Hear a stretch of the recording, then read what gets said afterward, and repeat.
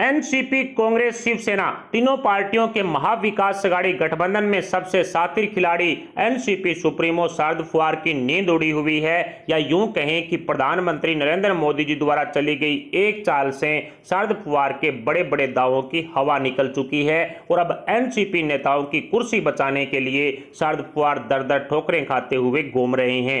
अचानक से back step पर शरद पवार को बाला साहब ठाकरे जी की याद आती है और उद्धव ठाकरे को मुख्यमंत्री बनाने की भूल करने वाले शरद पवार शिवसेना की तारीफों के कसीदे पढ़ने शुरू कर देते हैं। अचानक ऐसा क्या हुआ जो महाविकास अघाड़ी गठबंधन सरकार के रचयिता एनसीपी सुप्रीमो शरद पवार अपने नेताओं की कुर्सी बचाने के लिए गिड़गिड़ाने लगे?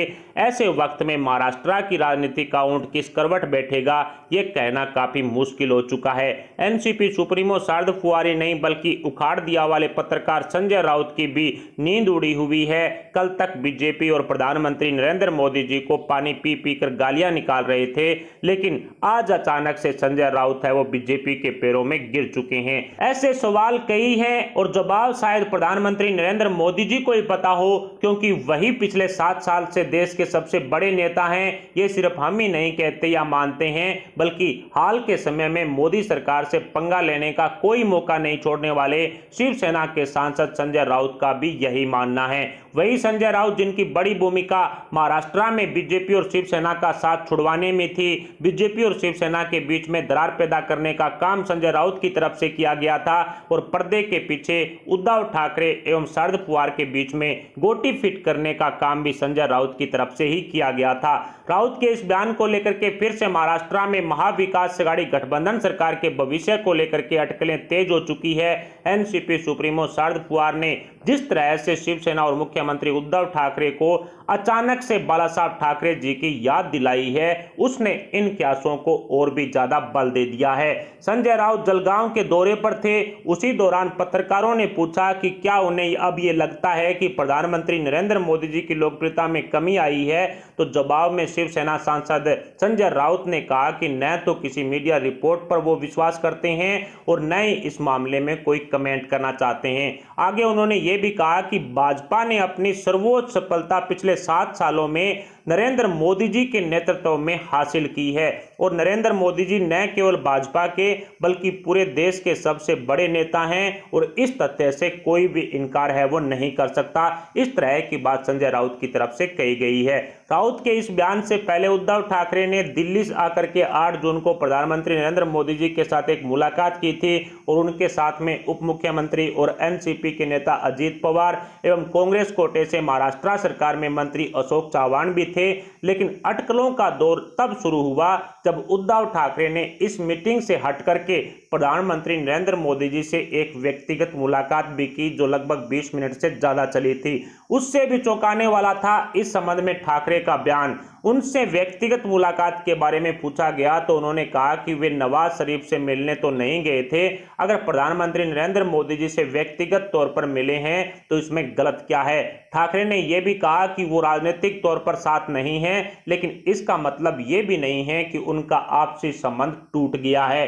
अब उद्धव ठाकरे किस संबंध की चर्चा कर रहे हैं अपने बयान में, ये काफी चौंकाने वाला था। उद्धव ठाकरे के इस बयान ने राजनीतिक गलियारों में कई तरह की चर्चाओं को हवा दे दी है। उस पर संजय राउत का बयान जिस तरह से प्रधानमंत्री नरेंद्र मोदी जी की तारीफ की, उनकी तरफ से साफ कहा गया कि प्रधानमंत्री नरेंद्र मोदी जी ही हिंदुस्तान के सबसे लोकप्रिय नेता हैं। फिर 10 जून को एनसीपी के 22वें स्थापना दिवस पर एनसीपी सुप्रीमो शरद पवार का यह कहना कि उन्हें शिवसेना पर पूरा भरोसा है और यह सरकार अगले 5 साल तक चलेगी।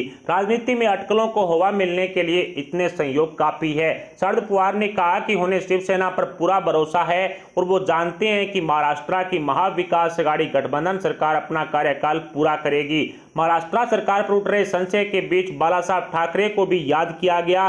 कहा कि बाला साहब ठाकरे जी ने इंदिरा गांधी को दिए गए अपने वादे के अनुसार उनकी सहायता करने के लिए अपने प्रत्याशी तक नहीं उतारे थे। शरद पवार ने कहा कि शिवसेना विश्वास के योग्य है और उनकी सरकार भी अपने 5 साल पूरे करेगी।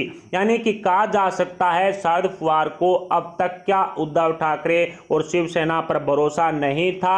महाविकास अघाड़ी गठबंधन सरकार के रचयिता एनसीपी सुप्रीमो शरद पवार को क्या अब तक उद्धव ठाकरे पर बिल्कुल भी भरोसा नहीं था, जो इस तरह की बयानबाजी करके कहीं ना कहीं उद्धव ठाकरे और शिवसेना को खुश करने की कोशिशें की जा रही है। और इस राजनीतिक घमासान से पहले पूर्व मुख्यमंत्री और बीजेपी नेता देवेंद्र फडणवीस की हाल ही में मुलाकात हुई थी। फडणवीस एकनाथ खड़से से भी मिलने गए थे, जिनके साथ उनके संबंध बेहद ही तल्ख हैं। इतना ही नहीं, मराठी दैनिक तरुण भारत ने बीते महीने एक रिपोर्ट छापी थी, उसमें बताया गया था कि पवार को अब पछतावा हो रहा है। उन्हें लगता है कि उद्धव ठाकरे को सीएम बनाना उनकी भारी भूल थी। रिपोर्ट में कहा गया था कि उद्धव ठाकरे द्वारा शरद पवार के फोन कॉल का जवाब नहीं देने के बाद एनसीपी प्रमुख ने संजय राउत के सामने इस बात को स्वीकार किया कि उन्होंने ठाकरे को महाराष्ट्र का मुख्यमंत्री बनाकर के बहुत बड़ी गलती कर दी। वरिष्ठ पत्रकार अनिल थाटे ने इसका खुलासा किया था। उन्होंने कहा था कि शरद पवार ने राउत से कहा है कि वह खुद या फिर एकनाथ शिंदे महाराष्ट्र के मुख्यमंत्री पद के लिए एक बेहतर विकल्प होंगे। जाहिर है, महाराष्ट्र की राजनीति में जितना कुछ पर्दे के आगे दिख रहा है, उससे ज्यादा चालें हैं वो पर्दे के पीछे चली जा रही है। ऐसे में कब कौन किस करवट बैठेगा, अंदाजा लगाना फिलहाल मुश्किल है। वैसे भी महाराष्ट्र वही प्रदेश है जहां पर एनसीपी नेता अजीत पवार रातों रात देवेंद्र फडणवीस के साथ जाकर के महाराष्ट्र में सरकार बना लेते हैं, उप मुख्यमंत्री पद की शपथ भी ले लेते हैं, जिसके बाद में उद्धव सरकार का निर्माण होता है और उद्धव की कैबिनेट में भी अजीत पवार जगह बना लेते हैं। ऐसे में कहना काफी मुश्किल है कि महाराष्ट्र की राजनीति का ऊंट किस करवट बैठेगा। लेकिन अब जिस तरह से उद्धव ठाकरे, संजय राउत के जो बयान बदल चुके हैं, जो उनकी बोली बदल चुकी है, उससे इतना तो साफ हो चुका है कि कहीं ना कहीं बीजेपी और शिवसेना नेताओं में खिचड़ी जरूर पक रही है।